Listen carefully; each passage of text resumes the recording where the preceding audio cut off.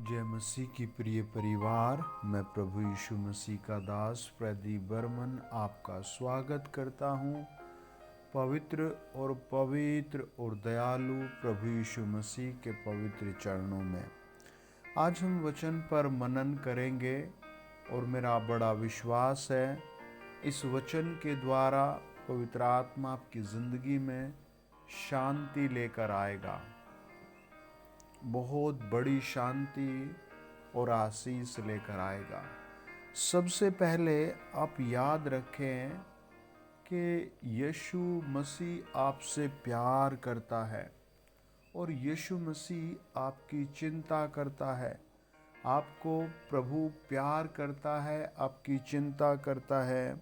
इसीलिए वचन कहता है, भजन संहिता 29 और उसका 11 वचन, यहोवा अपनी प्रजा को बल देगा, यहोवा अपनी प्रजा को शांति की आशीष देगा। आप किस क्षेत्र में कमज़ोर हैं, शारीरिक रूप से, मानसिक रूप से, या फिर फाइनेंस के रूप में, नौकरी के रूप में, बहुत सारे क्षेत्र है जहां आदमी कमज़ोर होकर रोता है। आज आप एक चीज़ को पकड़ लें, आज आप एक चीज़ को सीख लें कि प्रभु यहोवा आपसे प्यार करता है। भजनकार भजन 30 अध्याय में और उसका 10 वचन में कहता है, हे यहोवा सुन, मुझ पर दया कर, हे यहोवा तू मेरा सहायक हो। वो ऐसे प्रार्थना करता है। आप भी प्रतिदिन परमेश्वर को ऐसे शब्दों में प्रार्थना करें कि हे यहोवा परमेश्वर सुन, मुझ पर दया कर, हे यहोवा तू मेरा सहायक हो। अपनी यात्रा में प्रभु से ऐसी सामर्थ्य हम मांग सकते हैं। अपने पारिवारिक जीवन में हम ऐसी सहायता मांग सकते हैं। हम ऐसी सहायता हर काम में मांग सकते हैं। एक भाई बहुत खुश थे, लेकिन अचानक उनके पिताजी इस दुनिया से चले गए। हार्ट अटैक आया या फिर क्या हुआ, वो रात को सुकून से सोए और फिर सुबह ही जब आंखें खोली तो पिताजी जा चुके थे। और फिर वो बहुत रो रहे थे। एक दिन प्रभु यीशु ने उससे बातें की और उसने कहा, मेरा पिता जिंदा है, अभी मेरा पिता जिंदा है। तो हमें भी फेथ करना है, आपको भी फेथ करना है। और वो रोते रोते क्या कहता है 11 वचन में कि हे परमेश्वर तूने मेरे लिए विलाप को नृत्य में बदल डाला है। इंग्लिश में लिखा है डांसिंग, कि प्रभु ने आपके दुख को डांस में बदल दिया। दाऊद डांस के ऊपर बहुत सारी बात जिक्र करता है। वो कहता है, तूने मेरा टांट उतार कर मेरी कमर में आनंद का फटूका बांधा है। आप परमेश्वर के बच्चे हैं, आपको फेथ रखना है। वो कहता है, ताकि मेरा मन तेरा भजन गाता रहे और कभी चुप न हो। हे मेरे परमेश्वर यहोवा, मैं सर्वदा तेरा धन्यवाद करता रहूँगा। वो प्रभु पर बड़ा यकीन करता है कि प्रभु मैं सर्वदा तेरा धन्यवाद करता रहूँगा। भजनकार भजन 27 और उसके 10 में कहता है, मेरे माता पिता ने तो मुझे छोड़ दिया है, परंतु यहोवा परमेश्वर मुझे संभाल लेगा। हे यहोवा अपना मार्ग मुझे सिखा और मेरे द्रोहियों के कारण मुझको चौरस रास्ते पर ले चल। जब हम भजन संहिता 31 और उसका 1 वचन पढ़ते हैं, वो कहता है, हे यहोवा मैं तुझ में शरण लेता हूँ, मुझे कभी लज्जित होना न पड़े। तू अपने धर्मी होने के कारण मुझे छुड़ा ले। अपना कान मेरी ओर लगाकर तुरंत मुझे छुड़ा ले। जब दाऊद बहुत अच्छे काम कर रहा था और राजगद्दी पर विराजमान था, तो वहाँ पर उसके बहुत सारे लोग अचानक ऑटोमेटिकली ही शत्रु बन गए, ऑटोमेटिकली, बिना कुछ वजह के। आपने भी कई बार देखा होगा, आप तो बढ़िया घर में आए, शांति से आए, लेकिन फिर कलेश हो गया, बिना किसी वजह के ही नुकसान हो गया। और दाऊद जब राज सिंहासन की ओर जा रहा था तो ऑटोमेटिकली ही उस पर लोग बरसने लगे, लेकिन उसका ध्यान पूरा का पूरा यहोवा परमेश्वर पर था, प्रभु यीशु मसीह पर था। और वो प्रार्थना करता करता, प्रभु के गीत गाता गाता राज सिंहासन तक पहुंच गया और प्रभु ने उसे सिंहासन पर बिठाया भी। हर एक आप गीत जरूर सीखें, है ना। कितना अच्छा भजन है, जंगली दरख्तों के दरमियान। तो आप ऐसे गीत प्रभु का जरूर सीखें जो आपको परिपक्व करे, मजबूत करे। प्रार्थना का गीत, आराधना का गीत, सुसमाचार का गीत। जब आपके पास ऐसे होता है, भजनकार कहता है, भजन संहिता 31 और उसका 5 वचन, मैं अपनी आत्मा को तेरे हाथ में सौंप देता हूँ। हे यहोवा, हे विश्वास योग्य परमेश्वर, तूने मुझे मोल लेकर मुक्त किया है, आज़ाद किया है। जब हम भजन संहिता 34 और उसका 2 वचन पढ़ते हैं, वो कहता है, मैं यहोवा पर घमंड करूँगा, नरम लोग यह सुनकर आनंदित होंगे। है, आपको नरम होकर प्रभु का थैंक्स करना है, धन्यवाद करना है। 2024 आएगा, प्रभु आपको सुरक्षित रखेगा। 2025 आएगा, प्रभु आपको सुरक्षित रखेगा। 2027 आएगा, प्रभु आपको सुरक्षित रखेगा। 2030 आएगा, प्रभु आपको सुरक्षित रखेगा। देश में अकाल आएंगे, महामारी आएंगी, तूफान आएंगे, बहुत सारी चीज़ें, वायरस, अलग अलग किस्म के और भयानक भयानक चीज़ें बढ़ती होंगी। लेकिन जब आप प्रभु का धन्यवाद, थैंक्स करना सीख जाते हैं, तो वो कहता है भजन संहिता 35 और उसका 1 वचन में, हे यहोवा, जो मेरे साथ मुकदमा लड़ते हैं उनके साथ तू भी मुकदमा लड़, जो मुझसे युद्ध करते हैं उनसे तू युद्ध कर। फिर आपकी फाइटर, जो फाइटिंग है, आपका फाइटर यहोवा होगा। और वो फाइटर आपको विजय देता जाएगा, आपको बढ़ोतरी देता जाएगा, आपके जीवन में आगे आगे आगे आगे की ओर प्रस्थान बना रहेगा। जब हम 2 कुरिन्थियों 3 अध्याय 1 और 2 वचन पढ़ते हैं, लिखा है, क्या हम फिर अपनी बड़ाई करने लगे, या हमें कितनों के समान सिफारिश की पत्रियां तुम्हारे पास लानी या तुमसे लेनी है? हमारी पत्री तुम ही हो, जो हमारे हृदय पर लिखी हुई है और उसे सब मनुष्य पहचानते और पढ़ते हैं। प्रभु यीशु का आत्मा कुरिन्थियंस के लोगों को 2 बातें क्लियर कराता है। कहता है कि 2050 तक भी अगर प्रभु यीशु बादलों पर नहीं आया तो तुम क्या करोगे? क्या तुम पहले के समान हो जाओगे? वो कहता है, अब तुम हमारी पत्री हो, अब लोग तुम्हें देखते हैं, अब हमारे हृदय पर प्रभु यीशु का वचन लिखा हुआ है। जब हम 2 कुरिन्थियों और 5-6 अध्याय पढ़ते हैं तो कहता है 1 और 2 वचन में, हम जो परमेश्वर के सहकर्मी हैं यह भी समझते हैं कि परमेश्वर का अनुग्रह जो तुम पर हुआ है व्यर्थ न रहने दो, क्योंकि वह तो कहता है, अपनी प्रसन्नता के समय मैंने तेरी सुन ली और उद्धार के दिन मैंने तेरी सहायता की। देखो अभी प्रसन्नता का समय है, देखो अभी उद्धार का दिन है ना। क्यों? क्योंकि यीशु मसीह प्यार करता है। आप सोचेंगे मेरा जन्म तो वहाँ हुआ, मैं तो वहाँ का रहने वाला हूँ, इससे कोई मैटर नहीं होता।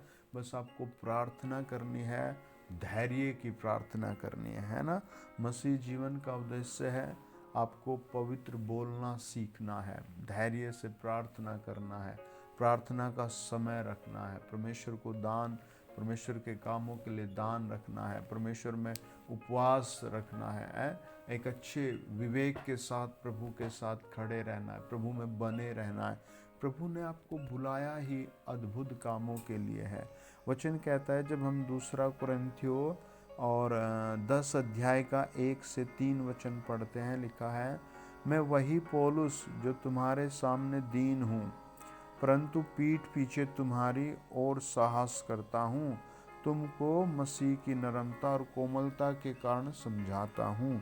मैं यह विनती करता हूँ कि तुम्हारे सामने मुझे निर्भय होकर साहस करना न पड़े, जैसा मैं कितनों पर जो हमको शरीर के अनुसार चलने वाले समझते हैं वीरता दिखाने का विचार करता हूँ। है पौलुस इस चीज़ को याद रखता है। देखो भाई, ज़िंदगी के कुछ फेस होते हैं, एज होती है। जब आप बचपन में हैं, जब आप बड़े होते हैं यानी जवानी में होते हैं, या फिर बुढ़ापे में होता है। लेकिन इसके बीच भी कुछ उम्र होती है, माहौल होते हैं। जैसे आप शादी में जाएंगे तो सबको नए वस्त्र पहनकर आने पड़ेंगे, चाहे वो किसी भी क्षेत्र में विवाह है, या फिर जैसे कोई बेचारा गुजर गया तो वहाँ का एक कुछ मिनटों का एक सिस्टम होता है, भाई सबका चेहरा रोने वाला है।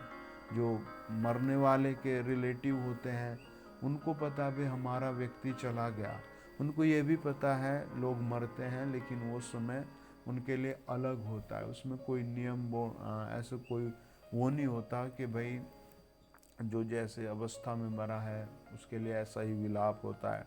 जैसे कुछ बुजुर्ग बेचारे बहुत बूढ़े हो जाते हैं तो उनकी डेथ से उसका परिवार, आसपास के लोग बहुत खुशी मनाते हैं। और लेकिन अगर कोई बच्चा गुजर जाए, कोई जवान गुजर जाए, तो उनकी फैमिली को बहुत ज़्यादा दुख होता है, शोक भी मनाया जाता है। तो ऐसे माहौल को आप प्रभु से ना जोड़ें, ऐसी अवस्था को ना जोड़ें। आप जब तक इस दुनिया में हैं, आप कहें कि मैं प्रभु यीशु का हूँ। दूसरा कुरिन्थियों 10 अध्याय 18 वचन कहता है, जो अपनी बड़ाई करता है वह नहीं, परंतु जिसकी बड़ाई प्रभु करता है वही ग्रहण किया जाता है ना। तो आपको देखना है कि यार प्रभु की बड़ाई होनी है, मेरे जीवन में प्रभु सर्वप्रथम है। वचन बताता है, जब हम इफिसियों की पत्री 4 अध्याय उसका 25 और 26 वचन पढ़ते हैं, 27 तक लिखा है, इस कारण झूठ बोलना छोड़कर हर एक अपने पड़ोसी से सच बोले, क्योंकि हम आपस में एक दूसरे के अंग हैं। क्रोध तो करो पर पाप मत करो, सूर्य अस्त होने तक तुम्हारा क्रोध न रहे और न शैतान को अवसर दो। अब इसमें प्रभु यीशु हमें क्या बताते हैं? कई बार लोग दिल पर लेकर रखते हैं, हर चीज़ को याद रखते हैं हर माहौल में। अरे शादी का माहौल था, गई बात, मृत्यु का माहौल था, गई बात, अब रात गई, बात गई, है ना।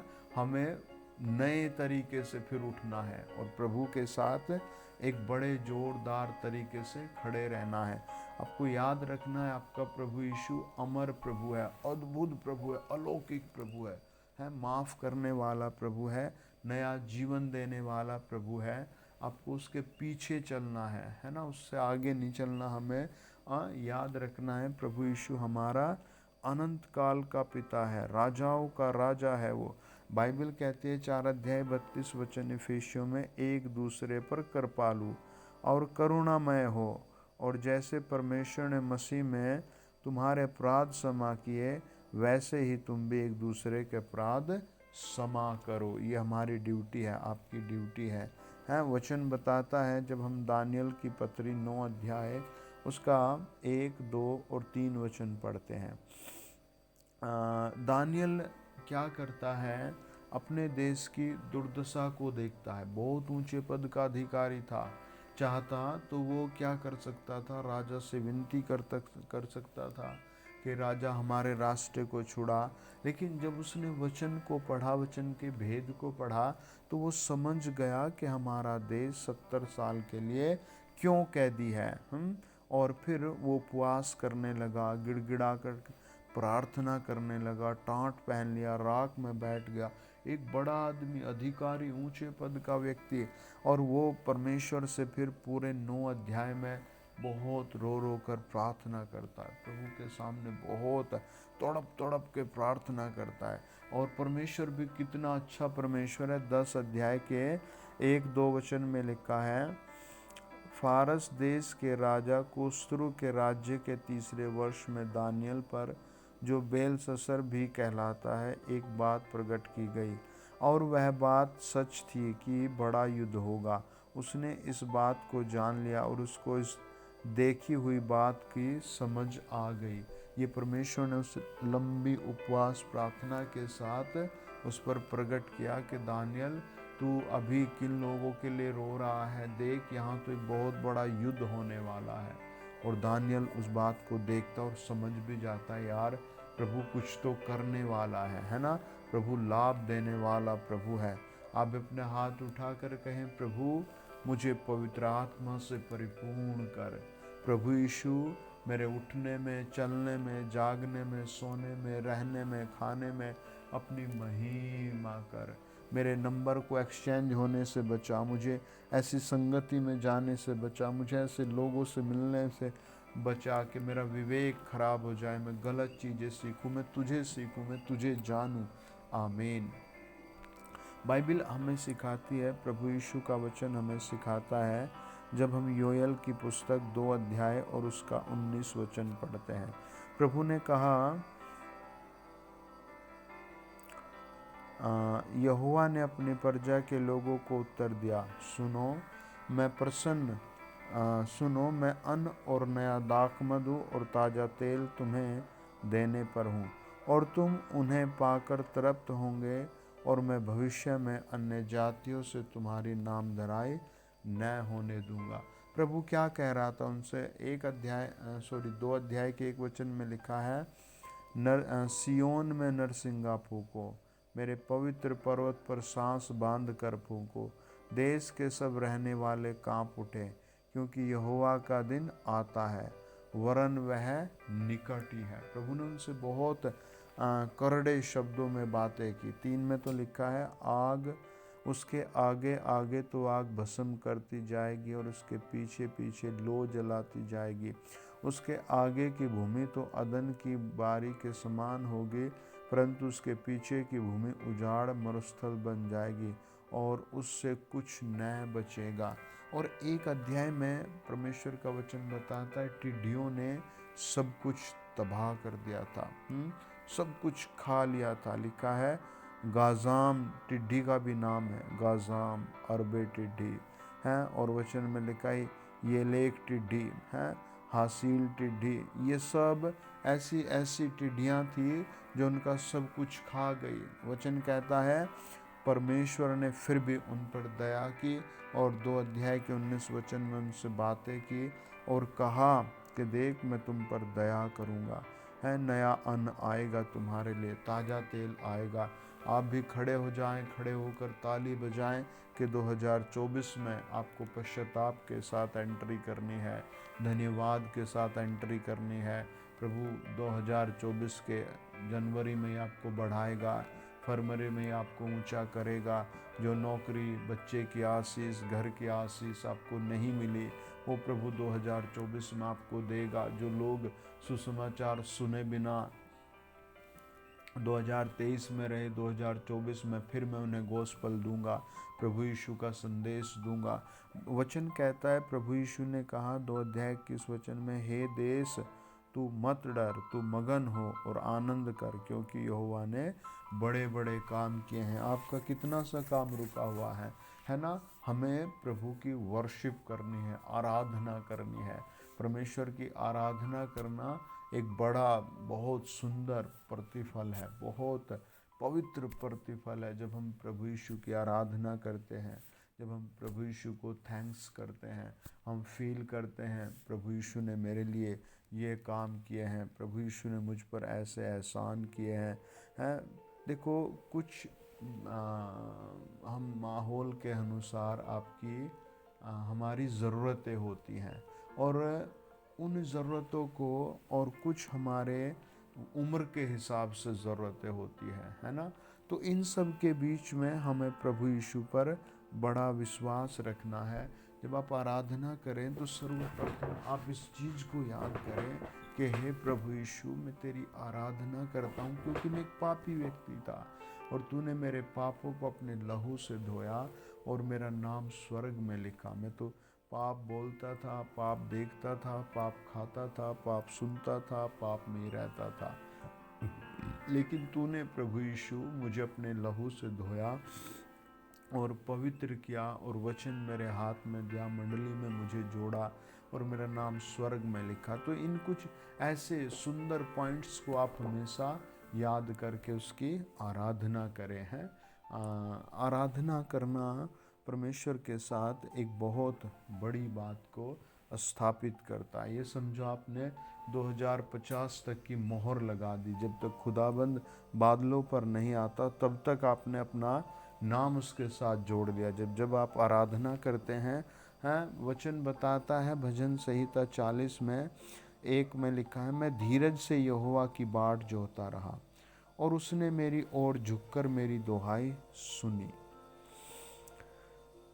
4 और 5 में कहता है, क्या ही धन्य है वह पुरुष जो यहोवा पर भरोसा करता है और अभिमानियों और मिथ्या की ओर मुड़ने वालों की ओर मुंह न फेरता हो। आज जैसे अय्यूब, बहुत कुछ लुट गया उसका, उसे नहीं पता था परमेश्वर और शैतान के बीच बात हो रही है, और उसकी पत्नी ने कहा, तुझे क्या विश्वास है परमेश्वर तुझे सब कुछ वापस दे सकता है। कई बार हाँ, जब हम बढ़िया होते हैं तो हम प्रभु प्रभु प्रभु बेस्ट होते हैं, और जब हम किसी कमी घटी में जाते हैं तो फिर बस प्रभु से दूर आ जाते हैं, अलग अलग सोचने लगते हैं, जादूगरी कुछ ना कुछ। ये सब हमें फेथ रखना है, हमें धन्यवादी रहना है। वचन कहता है कि हे मेरे परमेश्वर यहोवा, तूने बहुत से काम किए हैं, जो आश्चर्य कर्म और विचार तू हमारे लिए करता है वह बहुत सी हैं, तेरे तुल्य कोई नहीं है। मैं तो चाहता हूँ कि खोल कर उनकी चर्चा करूँ, परंतु उनकी गिनती नहीं हो सकती। वो इस बात को स्मरण करता है कि प्रभु तेरे काम जो 2023 में तूने मेरे साथ शुरू किए, जनवरी से लेकर दिसंबर तक, उनकी गिनती में नहीं कर सकता है। अब आशा रखनी है कि 2024 में भी प्रभु आपको ऊंचे पद वालों के साथ रखेगा, ऊंचे माहौल में रखेगा, आपके लिए बड़े बड़े रास्ते खोलेगा, आपको आपके द्वारा कुछ चीज़ों का निर्माण करेगा। आइए प्रभु अपने वचन पर आशीष दें। God bless you. आमीन।